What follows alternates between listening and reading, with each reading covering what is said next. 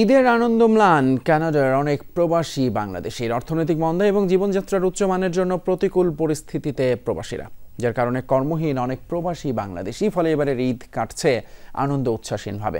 Canada থেকে বিস্তারিত জানাচ্ছেন সহকর্মী তানভীর ইউসুফ রানী।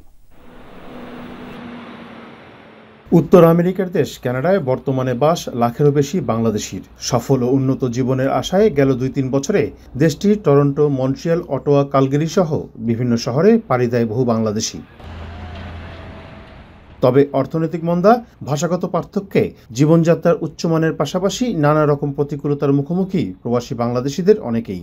বিশেষ করে গেল কয়েক বছরে যারা কানাডায় এসেছেন তাদের অনেকেই রয়েছেন কর্মহীন অবস্থায়। ফলে ঈদের আনন্দ আর উচ্ছ্বাস নেই এসব প্রবাসী বাংলাদেশিদের মাঝে। আজকে 11 মাস 12 মাস হয়ে গেল, কাজের কোনো ইয়ে নেই। কাজ পাওয়া বড় কঠিন ব্যাপার। কানাডাতে আসতে হলে আমরা তো প্রথমে জানি না যে কীরকম কী, যে স্বপ্নের দেশ কানাডা চলে আসলাম। কানাডাতে আসতে হলে যাই না বুঝনা বুঝতে আসতে হয়, শিক্ষা লাগে, ভাষাগত প্রবলেম। কাম করি মালিকে আমরা টেকা দেয় না, তো ওদের সামনে যদি একটা ঈদ আইতেছে 25 সালে, যে বাড়ি করে যে টেকা দিব বাচ্চা কাচ্চারে ফ্যামিলিরে, দিতাম পারবো কিনা না, আমরা তো দিতাম পারতাম না। এর পাশাপাশি ভুয়া নথির মাধ্যমে যারা কানাডায় এসেছেন এদের বেশিরভাগই চাকরির পাশাপাশি হারাচ্ছেন থাকার সুযোগও।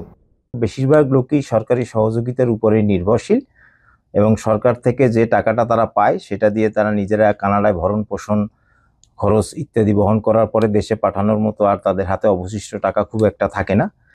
এর পাশাপাশি বিভিন্ন এজেন্সির মিথ্যা মামলার কারণেও স্থানীয় প্রশাসনের চাপের মুখে পড়ছেন প্রবাসীরা। এমনিতেও এখন কানাডায় একটা জব ক্রাইসিস চলছে, আনএমপ্লয়মেন্ট রেট অনেক বেড়ে গেছে। সেই জন্য কিছু সংখ্যক বাংলাদেশি আমরা শুনেছি যে কিছু সংখ্যক বাংলাদেশি হয়তো চাকরি পাচ্ছেন না বা চাকরি হারিয়েছেন।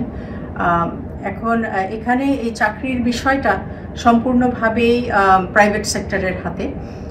কাজেই কানাডিয়ান সরকারের কাছেও, নাগরিক না হলে কানাডিয়ান সরকারের কাছেও সেভাবে আবেদন করার বিষয়টা ঠিক এদের সরকারি কার্যক্রমের মধ্যে পড়ে না।